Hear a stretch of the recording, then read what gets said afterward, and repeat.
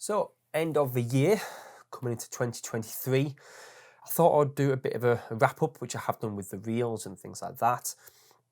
But I also thought I would do a bit of a wrap-up with the gear I'm using. So this is, it's quite sad, and I said I wouldn't do it, but this is almost like a what's in my bag, but it's a wedding edition, because that's generally what I do anyway. Starting with the cameras, the one that's filming me now is a Sony FX3. On the top of that is a Ninja 5. I generally have that as my handheld kind of setup, which you'll see quite now. The mic I'm using is a Rode Video Go. It's the slightly bigger one, I think, whatever it is. Then my second camera is a Sony A74. On here is the Video Micro. I have the mics on camera, but generally I'll only use them for ambient sound. The reason I use that is because I'll actually go over in that in a minute. So A74, the FX3 doesn't have a crop when I want to slow it down. If I'm shooting 50 FPS, this does have a crop. So when we go through the lenses, I'll show you what lenses I use. So I started the year with a lot of different lenses. Then Samyang kindly sent me the new VAF lenses. So these, I have 3 of them. The one filming now is the 35mm, that's a T1.9. The 75mm T1.9, and then the 24mm T1.9. These are only 3 lenses I take to any wedding or any gig or anything. I don't really need anything else. I mentioned the crop on the A74, so I would use the 35mm on the gimbal, which nicely brings it on into here. So the gimbal is the DJI RSC2, sorry, not the bigger one. I was looking at upgrading, but I don't need to. This does the job. So if I want to shoot on the gimbal with the A74, I generally use the 35mm or the 24, because that crop factor of 1.5 makes my 35mm approximately a 50mm, which I quite like that focal length. If I want something wide, I'll go 24mm on the A74. And then everything else I'll use the FX3 for, just because it's a better camera, and that base ISO of 12,800 is just beautiful. On the lenses, we have 2 Freewell filters. These are 2 to 5 stop. The one on there is a 2 to 5 stop, but it has the mist on as well. I use a mixture of this standard 2 to 5 stop and then the mist as well. I generally use the mist for the couples shots and the portraits and things like that. It just gives it a little bit nicer kind of vibe. Things that go in the cameras, memory cards. There's a lot of them. Make sure you have a lot. I have 3 V90s. Because I'm using the Ninja 5, I don't generally film to the FX3. So the excuse me. I've got 2 Kingston V90s which go in the A74. Then the spare one, which is a Velocity Cine. I think it's a Manfrotto one, or whatever it may be. And then a couple of spare D30s just in case. I can film with D30s, but especially the A74, it tends to heat it up a quicker, and it limits my codecs. Cards for the drones and stuff like that. I've just got SanDisk Extreme Pros. Shoots in 4K without any problem. Even the drone, which again nicely kind of brings it onto the drone. The Mini 3 Pro shoots in 10-bit. So the Extreme Pro cards are absolutely fine with that. I did have a Mavic Air, and I was looking at the bigger ones, but this is more than enough, and it's very, very, very simple to use. And it's really light, so I don't have to worry about crowds or anything like that. I don't have to worry about keeping my spacing, which we do with the bigger side drones. I've got a couple of backup cameras I use. The obligatory GoPro. It's nothing special, it's GoPro 7, but it has saved my ass a couple of times when cameras have been knocked, people have been sat in front of them, whatever it may be. And then the other one is a DJI OSMO Pocket. Again, this is more of a backup camera, just in case something goes wrong with one of the other ones. I always like to have extras and have that cover. So next is audio. Audio is 50% of video, so it's very, very important. I use different audio for different things. The thing that's on me now, this is a Shure MVL, which is just a lav mic. I have another lav mic by Rode. These plug into the DJI mic system. So one is in my pocket at the moment, and the other one is there. When I'm recording, you can record to these, and you can also record to the camera, which is directly. Basically, that goes in the camera, and you record to there. I've just knocked the little clip off.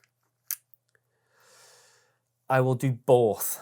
I will record to camera, and I will record internally as well. If I'm recording internally, I don't have to worry about the camera going kind of out too far away. I've always got that backup as well. Plus, these last for hours. I could put one of these on a groom, I'd leave it on all day. I don't, because I want to give them a little bit of privacy, but I could do if I wanted to. Next is a Zoom H1N. This generally just sits on a table. If they're doing speeches or anything like that, this will catch a lot more overview rather than the lav mic, which is obviously a personal mic. Normally, I'll know who's doing the speeches. The groom will get one of these. Father of the bride or the best man will get this. This is a Sony TX650. This goes in the pocket, generally a top pocket just like this. It's more like a dictaphone. If we're using an external mic in a venue, this is just a mic sheath, cover, whatever it is. So that goes in there, that goes on the mic, and then I've got perfect sound coming from there. I will also use these at the same time. Again, just backing myself up, backing it, backing up. Next is this tiny little thing. This is a Instamic. I bought this like last year, and this is brilliant, really great. You can either clip it onto somebody. It's got a couple of magnets and things you can use. But I generally use this for a backup of an overall view. A little bit kind of like this. It picks up, well, this picks up ambient a lot better. It's a lot clearer. So this will kind of be hidden. This is a magnet on the back. So this will kind of be hidden different places, especially in a church, sometimes where I can't get a mic anywhere closer to the celebrant or the reverend, vicar, whoever it might be.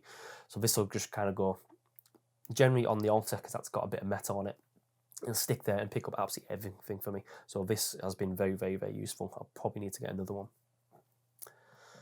Next thing that goes in my bag is this. People know what the, let's see if I can, yeah, people know whose signature that is. So this is the Peter McKinnon multi-tool. This goes kind of everywhere with me. Got obviously everything you need, especially because I'm using cages, so maybe you need to tighten stuff up. You can hide different bits in here, different bits on the side as well. It's also got a spot for, if I can actually get it out, a memory card. So I will put a memory card in here. That stays in there just in case something does go wrong. It hasn't yet, but just in case, like I said, you don't get second chances on a wedding. The other things I bring is, this is my tripod. This is getting on for 6, 7, possibly even 8 years old. This is a carbon fiber Manfrotto 055. It's a beast. It's even though it's carbon fiber, it's heavy. But put it anywhere, and even if it gets knocked, I don't have to worry about cameras. I need a different head on it. there's going to be a video head on this, just to make things a little bit easier and make my setup just a little bit more secure. But yeah, I've had this for years, and it's actually failed on me once when I was out, but Manfrotto sent me all the bits for it for free, which was nice.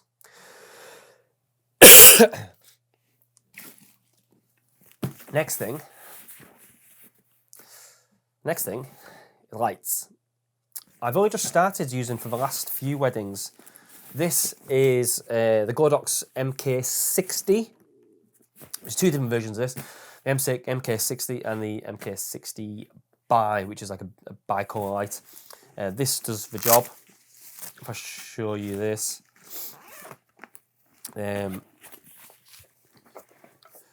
So that's the light itself. That kind of goes on the back. This kind of goes on like that, but it's powered off Sony MPF batteries. I'll use this for lighting speeches. Generally, if the top table is possibly backlit, I'll use this for a little bit more front light. I'll also put it twice to the side so it adds a little bit of contrast on people's faces. I'll also use it as a light on first dances.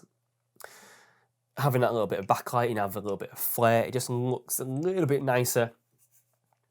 And again, some venues are very, very dark. Even with the high base ISO on the FX3, it's always nice to have a little bit more light anyway, and I don't get as much noise in the background. So that's pretty much all the half exciting stuff. In terms of batteries, I have 6 batteries. Both cameras use the same battery, which is just for Sony ones. The bag I'm actually using which is over there somewhere, is a PGY Tech One More. It's absolutely brilliant. I've been using it for a while now, and it just seems to fit all the things. But that's probably about it. There's probably not really much exciting else. I may do a bit of another update to these as kind of things go, because I will be hopefully getting another 2 of these when they come out, the 45mm and the 20mm. Not that I can't see myself using a 20mm anyway at a wedding. 24 is more than wide enough. But yeah, there we go. Thanks so much for watching, guys. Cheers.